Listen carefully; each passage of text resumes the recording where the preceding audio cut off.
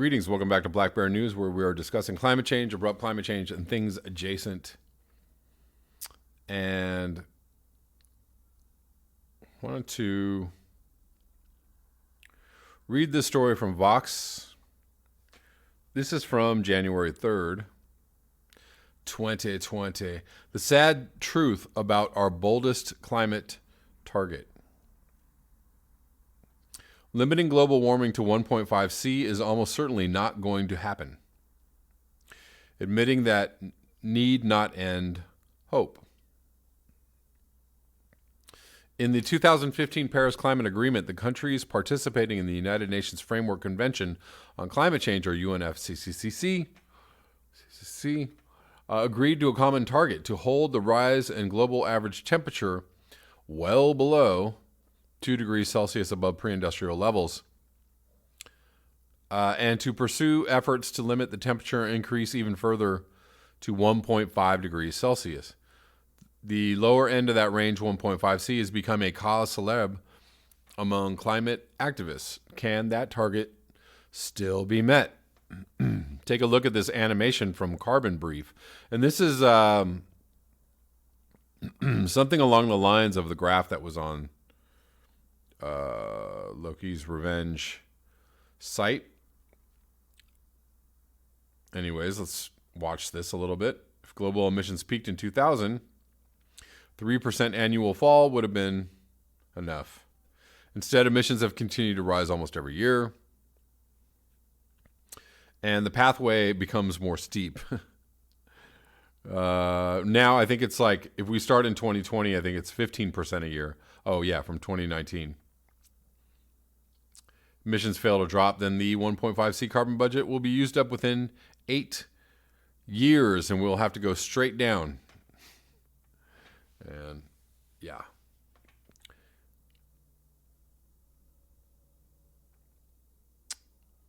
No graphic I've ever seen better captures humanity's climate situation. If we had peaked and begun steadily reducing emissions 20 years ago, the necessary pace of reductions would have been around 3% a year, which is, well, realistic, is too strong. It still would have required rapid, coordinated action of a kind never seen before in human history, but it was at least possible to envision. We didn't, though. We knew about climate change. There were scientists yelling themselves blue in the face, but we didn't turn the wheel. Global emissions have only risen since then. Humanity has put more CO2 in the atmosphere since 1988. When climate scientist James Hansen first testified to Congress about the danger of climate change than it did in all of history prior. Now, to hit 1.5 C emissions, emissions would need to fall off a cliff, falling by 15% a year, every year, starting in 2020 until they hit net zero. That's probably not going to happen. Temperature is almost certainly going to rise more than 1.5 C. Some believe we are already at 1.5 C, but they're just not telling us that. A lot of climate activists are extremely averse to saying so. In fact, many of them will be angry with me for saying so because they believe that admitting to this looming probability carries with it all sorts of dire consequences and implications.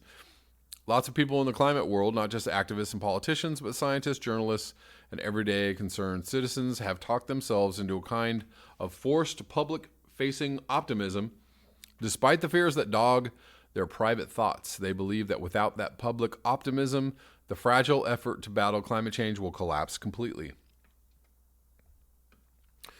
I don't think that's true, but I can't claim to know it's not true. Nobody really knows what might work to get the public worked up about climate change the way the problem deserves.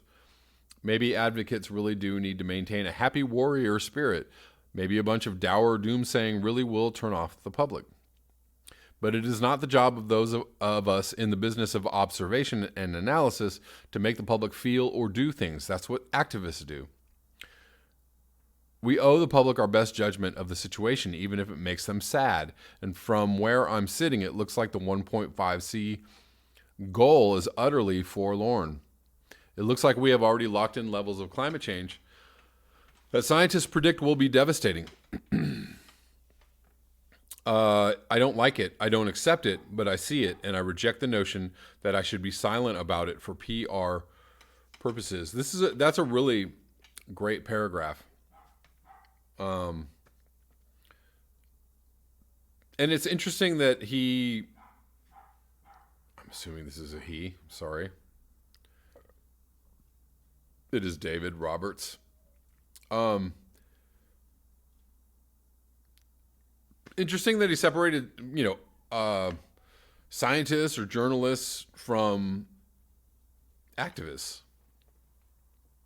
I don't know. On some level, I mean, it's interesting to me, but on some level, I think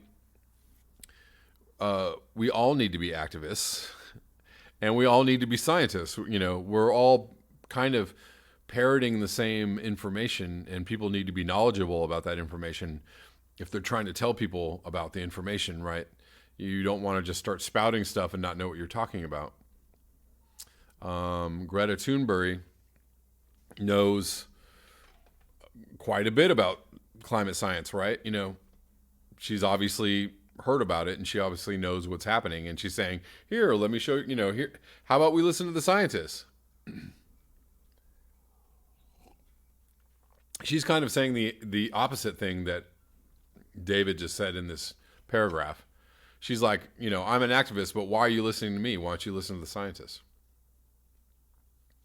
In this post, I'll quickly review how 1.5C came to be the new activist target and some reasons to believe it might already be out of reach. Then I'll ponder what it means to admit that, what follows from it, and what it means for the fight ahead. How 1.C became the last chance. The new target adopted in Paris reflected a growing conviction among scientists and activists that 2C, the target that had served as kind of a default for years, was in no way safe. Climate change at that level would be, in fact, extremely dangerous, thus the addition of efforts to hit 1.5C. But it wasn't until last year that the world really got a clear sense of how much worse 2C would be than 1.5C. After the Intergovernmental Panel on Climate Change released a special report on the subject, its findings were grim. Even 1.5C is likely to entail high multiple interrelated climate risks for some vulnerable regions, including small islands and least developed countries. All of those impacts became much worse at 2C. The World Resources Institute has a handy chart. See also this graphic from Carbon Brief. Severe heat events will become 2.6 times worse. Plant and vertebrate species loss 2 times worse. Insect species loss 3 times worse.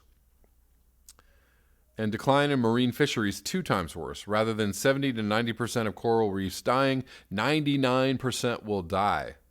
Many vulnerable and low-lying areas will become uninhabitable, and refugee flows will radically increase, and so on. At 2C, climate change will be devastating for large swaths of the globe. In short, there is no safe level of global warming. Climate change is not something bad that might happen. It's something bad that's happening. Global average temperatures have risen from 1.3C from pre-industrial levels, and California and Australia are already burning. Still, each additional increment of heat, each fraction of a degree, will make things worse. Specifically, 2C will be much worse than 1.5C, and 2.5C will be much worse than 2C, and so on as it gets hotter. The aforementioned IPCC report is the source of the much-quoted notion that we only have 11 years to avoid catastrophic climate change, which I suppose now is only 10 years. That slogan is derived from the report's conclusion that to have any chance of limiting temperature rise to 1.5C, global emissions must fall at least 50% by 2030. That goal, a 10-year mobilization to cut global emissions in half, has become the rallying cry of the global climate movement and the organizing principle of the Green New Deal. Being honest about 1.5C, climate hawks, along with numerous recent scientific and economic reports, including the IPCC's, emphasize that limiting global warming to 1.5C is still possible, physically and economically possible, with technology and resources we now possess. And it's true, as the IPCC showed, with sufficient torturing of climate economic models, it is still possible to construct a pathway whereby emissions decline at the needed rate Such scenarios generally involve everything going just right. Every policy is passed in every sector.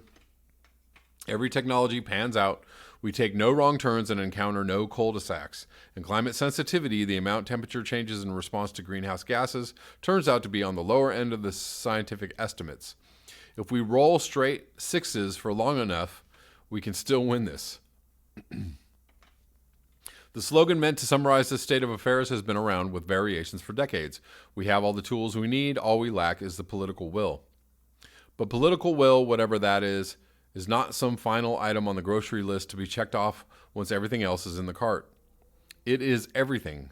None of the rest of it, none of the available policies and technologies mean anything without it. It can't be avoided, short-circuited, or wished away. After all, it is possible to end global poverty in a decade or even less. We have the technology to do so. It is called money. The people who have more could give enough to those with less so that everyone had a decent life. Go figure. Similarly, it's possible to end global homelessness, habitat destruction, hunger, and war. The resources exist. All we lack is the political will. But we haven't ended those things. There are lots and lots of ways to reduce suffering that are possible and have been possible for a long time, and we still don't do them. We don't even do a fraction of what we could do to reduce immediate visible suffering, much less the suffering of future generations and far-off populations. This is a very salient point. It turns out to be extraordinarily difficult to generate and effectively deploy the political power needed to secure beneficial policies and hold them in place over time. It's not that progress hasn't been made against a lot of large-scale problems. Global poverty and hunger have been declining. In the U.S., politics have radically shifted on issues like LGBTQ, marriage, and drug policy in recent years. Things can change quickly, but global hunger is starting to edge up again, in no small part thanks to climate change. And climate change is different from those other large-scale problems for two reasons. First, it's not that progress is swinging around too slow. It's that there's very little progress at all. For all the frenzy around renewable energy in recent years, the best we've been able to do is slightly slow the rise in global emissions. We're still traveling headlong in the wrong direction with centuries of momentum at our backs. Secondly, and consequently, the level of action and coordination necessary to limit global warming to 1.5C utterly dwarfs anything that has ever happened on any other large-scale problem that humanity has ever faced.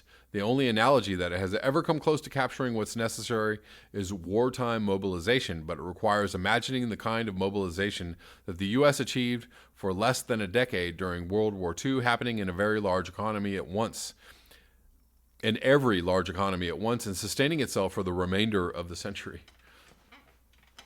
Emissions have never fallen at 15% annually anywhere, much less everywhere. And what earthly reason do we have to believe that emissions will start plunging this year?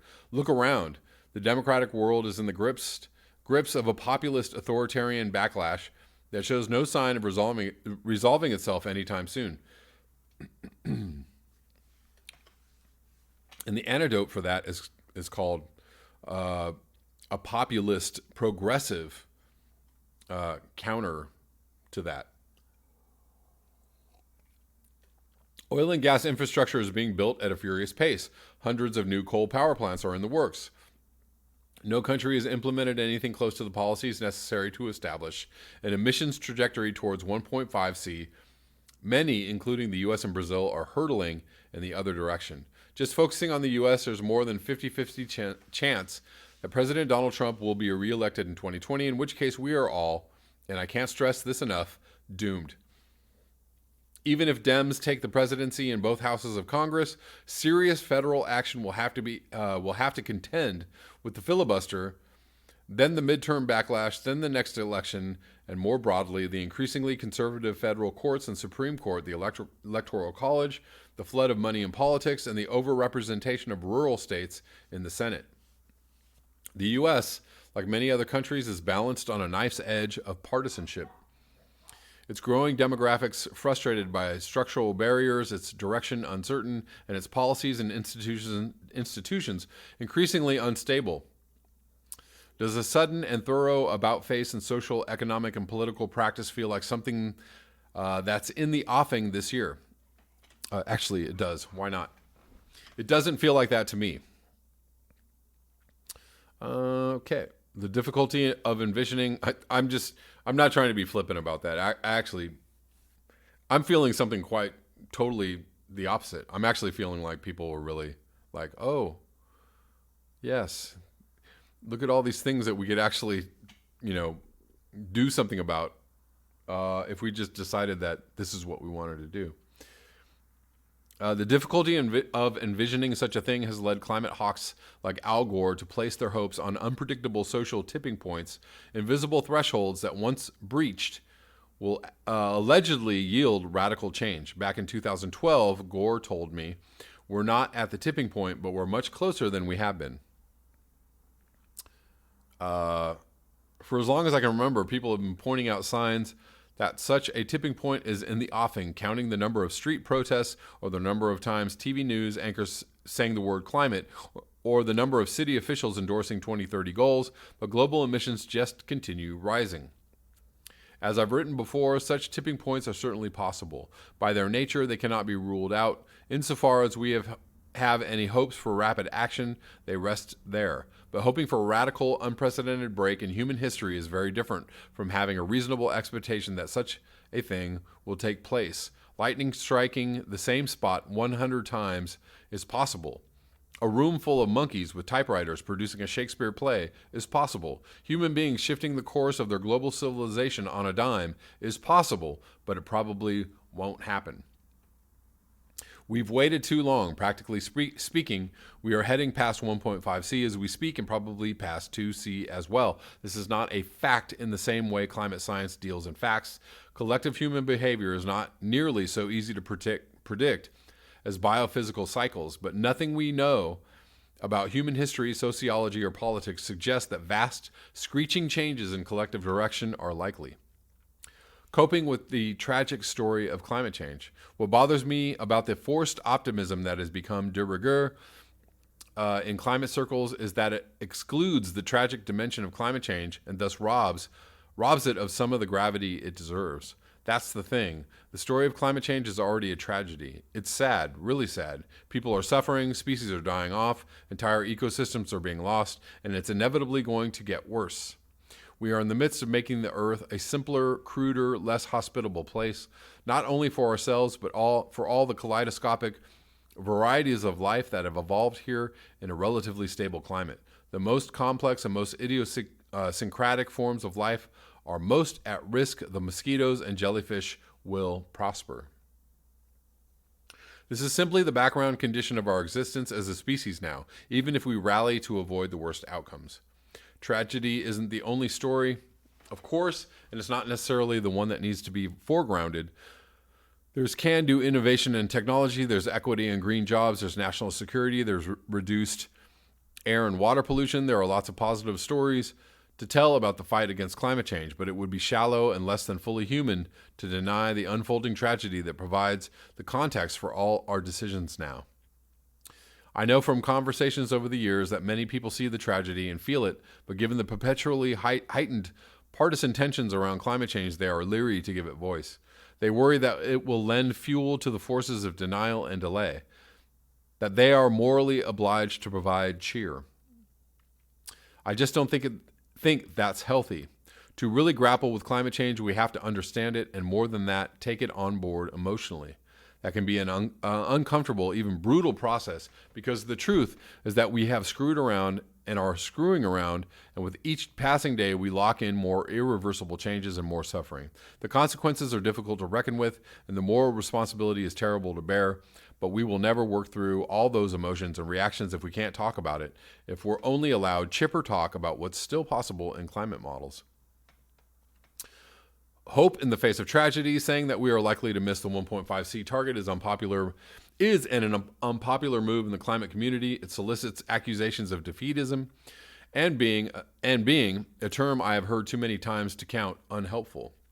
Such accusations are premised on the notion that a cold assessment of our chances will destroy motivation, that it will leave audiences overwhelmed, hopeless, and disengaged. But the idea that hope lives or dies on the chances of hitting 1.5C is poisonous in the long term, framing the choice as a miracle or extinction. just sets everyone up for massive disappointment, since neither is likely to unfold anytime soon. As climate scientist Kate Marvel put it, climate change isn't a cliff we fall off of, but a slope we slide down. Every bit makes it worse. No matter how far down the slope we go, there's never reason to give up fighting. We can always hope to arrest our slide. Exceeding 1.5C, which is likely to happen in our lifetimes, doesn't mean anyone should feel apathetic or paralyzed. What sense would that make? There's no magic switch that flips at 1.5C or 1.7 or 2.3 or 2.8 or 3.4. These are all, in the end, arbitrary thresholds. Exceeding one does not in any way reduce the moral and political imperative to stay beneath the next. If anything, we need to mobilize against climate change only becomes the need to mobilize against climate change only becomes greater with every new increment of heat because the potential stakes grow larger. Given the scale of the challenge and the compressed time to act, there is effectively no practical danger of anyone at any level doing too much or acting too quickly. The moral imperative for the remainder of the lives of everyone now living is to decarbonize as fast as possible. That is true no matter the temperature. No one ever gets to stop or give up, no matter how bad it gets. If you need a kick in the pants on this subject, read this essay by Mary Hegler.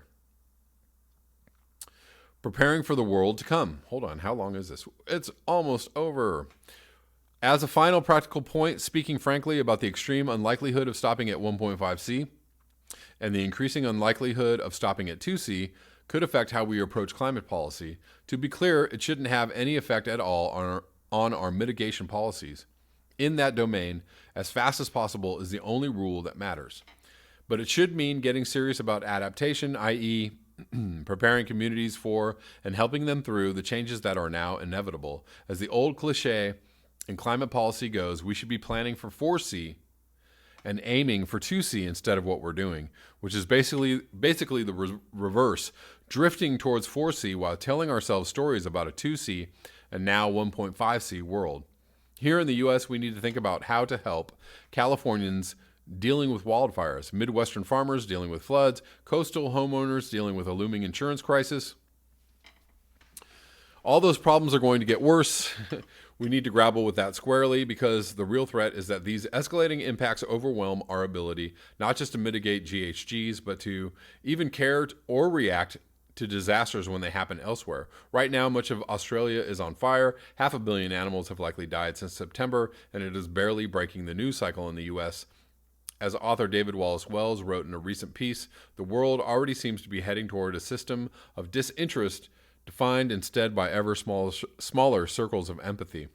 That shrinking of empathy is arguably the greatest danger of facing the human species, the biggest barrier to the collective action necessary to save ourselves. I can't help but think that the first step in defending and expanding that empathy is reckoning squarely with how much damage we've already done and are likely to do, working through the guilt and the grief, and resolving to minimize the suffering to come.